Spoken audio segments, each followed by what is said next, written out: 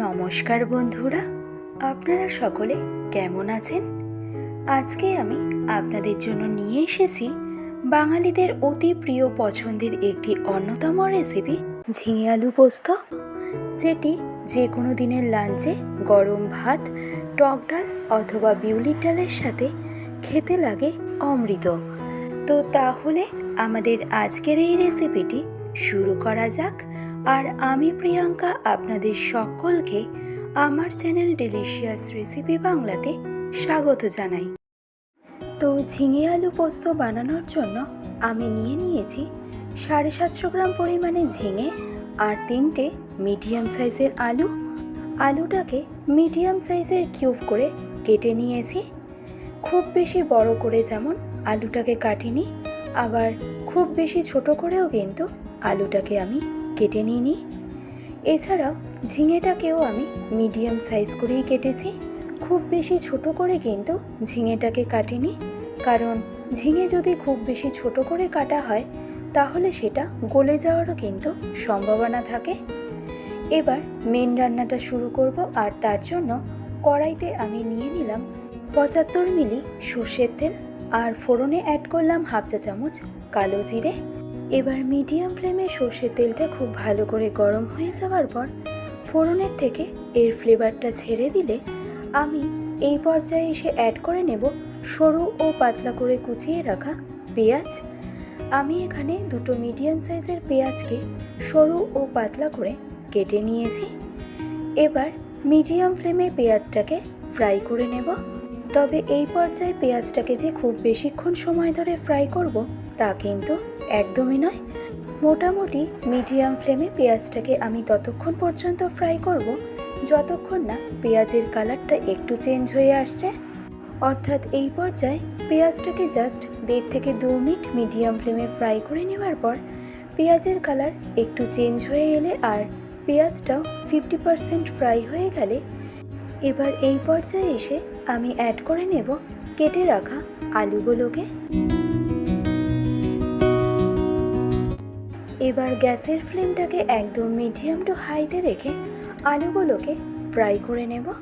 আর এই আলুগুলোকে আমাদের ততক্ষণ পর্যন্ত ফ্রাই করে নিতে হবে যতক্ষণ না আলুর মধ্যে একটা সুন্দর হালকা লালচে কালার চলে আসছে। আর এই পর্যায়ে আলুটা ফ্রাই হওয়ার পাশাপাশি দেখবেন পেঁয়াজের বাকি 50%ও কিন্তু একদম পারফেক্ট ফ্রাই হয়ে যাবে। তো আলুর মধ্যে একটা হালকা লালচে কালার চলে এলেই আমি এই পর্যায়ে এসে অ্যাড করে নিলাম স্বাদ অনুসারে রেগুলার নুন। তো এবার এই নুনটা আলুর সাথে ভালো করে একবার মিশিয়ে নেব। তো আপনারা একটু খেয়াল করলেই দেখতে পাবেন এই পর্যায়ে আলুটা ফ্রাই করে নেওয়া কিন্তু একদম কমপ্লিট। আর আলুর মধ্যেও একটা হালকা লালচে কালারও চলে এসেছে, পাশাপাশি পেঁয়াজটাও কিন্তু একদম পারফেক্ট ফ্রাই হয়ে গেছে। এবার তাই এই পর্যায়ে এসে কেটে রাখা ঝিঙেগুলোকে দিয়ে দেব। আর গ্যাসের ফ্লেমটাকে একদম মিডিয়াম টু হাইতে রেখে ঝিঙেটা কুক করে নেব 1.5 থেকে 2 মিনিটের মতন। খুব বেশিক্ষণ সময় ধরে ঝিঙেটা কুক করার কিন্তু প্রয়োজনীয়তা নেই, কারণ ঝিঙে রান্না হতে খুবই কম সময় লাগে। তো ঝিঙেটাকে কুক করতে করতেই আমি এই পর্যায়ে রঙের জন্য অ্যাড করে নেব খুব সামান্য পরিমাণে হলুদ গুঁড়ো। হলুদ এখানে সম্পূর্ণ অপশনাল, আপনারা চাইলে এটা নাও দিতে পারেন।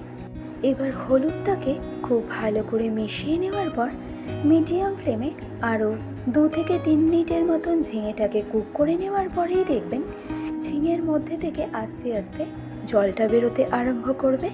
আর ঠিক এই সময় ফ্লেমটাকে একদম মিডিয়ামে রেখে ঢাকনা চাপা দিয়ে এবার ঝিঙে আর আলুটাকে আমি কুক হতে দেব আরও 2 মিনিট।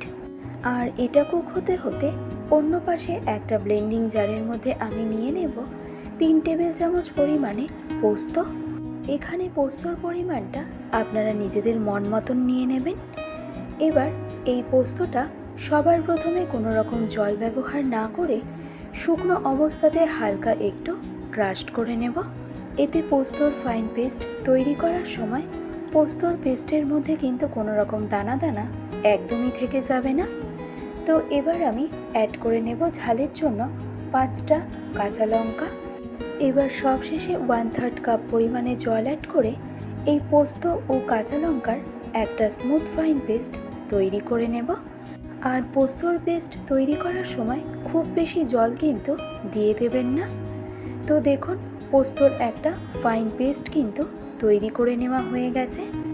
আর অন্য পাশে সম্পূর্ণ 2 মিনিট পর এই পর্যায়ে দেখুন ঝিঙে আর আলুটাও কিন্তু আমাদের একদম পারফেক্ট কুক হয়ে গেছে। তো এবারেই ঝিঙে আর আলুটা একবার খুব ভালো করে নেড়ে চেড়ে নিয়ে এই পর্যায়ে এসে আমি অ্যাড করে নেব তৈরি করে রাখা পোস্ত ও কাঁচা লঙ্কার পেস্টটাকে। আর ঝালের পরিমাণটা আপনারা এখানে নিজেদের মন মতন দিয়ে দেবেন।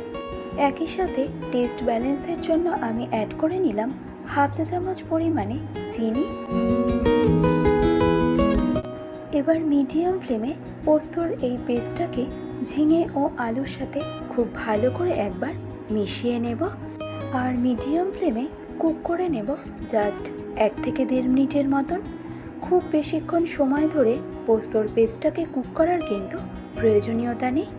আর ফাইনালি কুক করে নেওয়ার পর এবার সবশেষে পোস্তর বাটিটা ধুয়েই আমি অ্যাড করে নেব হাফ কাপ পরিমাণে জল। খুব বেশি জলের ব্যবহার করা কিন্তু একদমই যাবে না। মোটামুটি এটা খেয়াল রাখবেন ঝিঙে আলু পোস্তর কনসিস্টেন্সিটা যেন একটা সুন্দর গামাখা টেক্সচারে তৈরি হয়।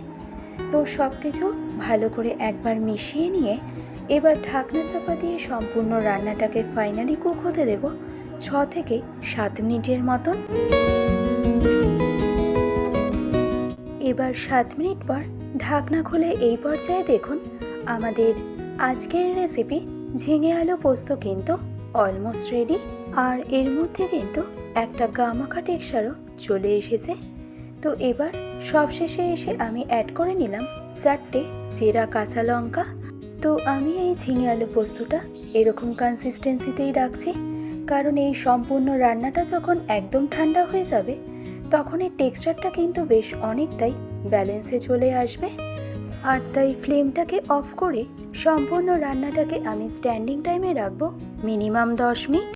তো তাহলে আমাদের আজকের এই সম্পূর্ণ রেসিপিটি আপনাদের কাছে কেমন লাগলো সেটা আমাকে অবশ্যই জানাবেন। আর ভালো লাগলে রেসিপিটি অবশ্যই এইভাবে একবার ট্রাই করে দেখবেন। আশা করছি আপনাদের সকলের ভীষণই ভালো লাগবে। আজকের ভিডিওটি তবে আমি এখানেই শেষ করছি। ভালো থাকবেন, সুস্থ থাকবেন, ধন্যবাদ।